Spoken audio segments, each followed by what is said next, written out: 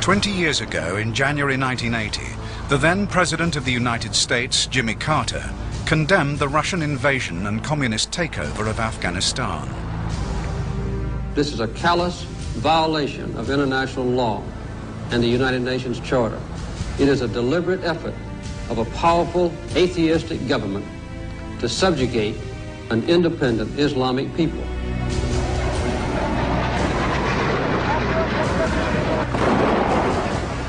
The Soviet superpower ignored world opinion, but they were confronted with an Islamic resistance as 250,000 fighters picked up arms to defend the Muslims of Afghanistan. It unified Muslims from across the world in opposing the atheistic regime of communism that the Russians tried to impose on Afghanistan, which was a Muslim state. This struggle against infidel Russian invaders was called a jihad, a holy war. Fighting this oppression was considered a religious duty, as the Quran and the Kalashnikov shared the battlefield. The Mujahideen, or holy warriors, were depicted at the time as freedom fighters. President Ronald Reagan blessed this holy war with billions of dollars and state-of-the-art weaponry. Then, to world astonishment, the Mujahideen defeated the Soviet army as communism was conquered in the mountains of Afghanistan. The notion of Soviet invulnerability, of Soviet invincibility, of Soviet historical inevitability was shattered. But 20 years later, the Mujahideen of Afghanistan emerged as the new global enemy. In the 10 years since the end of the anti-Soviet war, jihad has been exported to 22 countries around the world, and it is no longer perceived to be holy. At the end of the communist era, when communism stopped being the evil, we've quite blatantly seen that in the eyes of the West, especially in the eyes of the American government, Islam has taken the bogeyman's place of communism. When they were using us to fight the Russians, we were freedom fighters. When that war is won and the oppression moves to other lands where they don't want us to fight, we become fundamentalist terrorists. America claims that Afghanistan has become the global center for terrorism. It is also where the world's most wanted man, Osama bin Laden, is believed to be hiding. Today, I ordered our armed forces to strike at terrorist-related facilities in Afghanistan. Terrorism is one of the greatest dangers we face in this new global era. We saw its twisted mentality at work last week in the embassy bombings in Nairobi and Dar es Salaam, which took the lives of innocent Americans and Africans and injured thousands more. Today, we have struck back. The alleged terrorist training camps that were bombed in Afghanistan in 1998 were the facilities that the Americans and their ally at the time, Pakistan, helped set up to train and arm the Mujahideen, including Osama bin Laden, to fight the holy war against communism. The story of the Afghan jihad has become distinctly unholy for all concerned, and the consequences are still with us today. The activities of today, especially in the Arab world, a destabilization of their societies, the attacks on their governments by young, for the most part, guerrillas, are the result of the Afghan war, in that the 250,000 or more people who were trained by the CIA and the Pakistani military to fight the Russians went home and directly began, many of them, to foment these guerrilla operations in their own countries and elsewhere.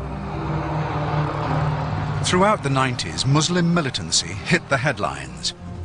Russia justifies its war against the Islamic Republic of Chechnya, where civilians are dying every week, as a war against Muslim rebels. And in 1995, the then Secretary General of NATO spoke of Islam as the new communism. I'm afraid that unless there's a great awakening in the West. Soon we're going to see Islam being universally demonized as communism was before. Despite this apparent demonization, for the vast majority of Muslims, Islam is a religion of peace, and it continues to convert. As we celebrate the millennium, which marks 2,000 years since the birth of Jesus Christ, Islam is the second largest and the fastest growing religion in the world.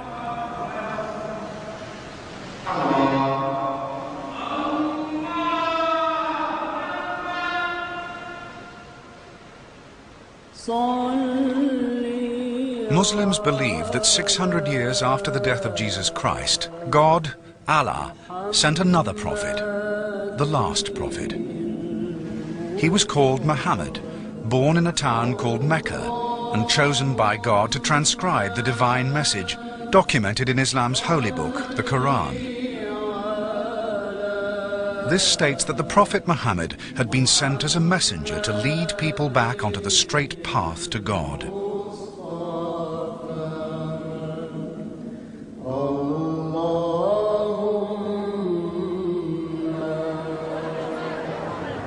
A 100 years after the death of this new prophet, the Islamic Empire was already greater than Christian Rome and reached Europe by the 8th century.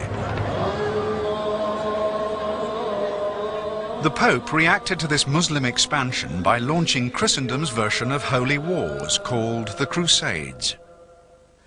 Although Islam was not conquered, a lasting legacy of distrust was established. Where the Crusades had failed, European colonialism succeeded, and the Islamic Empire was finally dismantled by the 20th century. As new nation-states were established after colonial rule, Muslim leaders ranged from military-backed dictatorships to absolute monarchies. And as Muslims migrated or became displaced, Islam began to be interpreted in many different ways in many different countries. Diversity rather than unity characterizes the Muslim world today.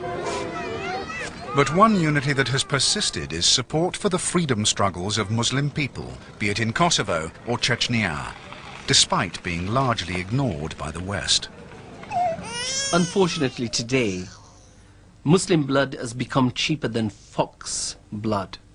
You could get more people out demonstrating against fox hunting than you can when Muslim people are being hunted in Chechnya. And that is the reality today, that Muslim people are being butchered and killed all over the world. It is the 5 pillars of Islam that unite the Muslim people. Like Jews and Christians, they believe that there is only one God, but that the Prophet Muhammad was his last messenger. Allahu Akbar. Muslims believe that they should pray 5 times a day, give a percentage of their income to charity, fast 30 days of the year from sunrise to sunset, and that they should go on pilgrimage to Mecca in Arabia, where the Prophet was born, at least once in their lifetime.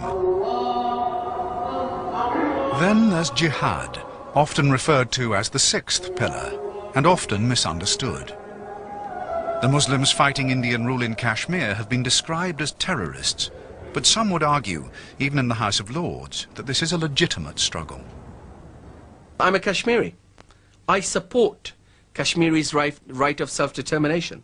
I will always support Kashmiri's right of self-determination. And I said this on camera too, that as a Kashmiri, I want to support the Kashmiri people who are fighting oppression. There are 700,000 soldiers in Kashmir, the most heavily militarized area on earth. If the United Nations is not going to take any action, if the West is not going to take any action, then Kashmiri people have to fight back. Jihad means struggle against injustice and can take a variety of forms.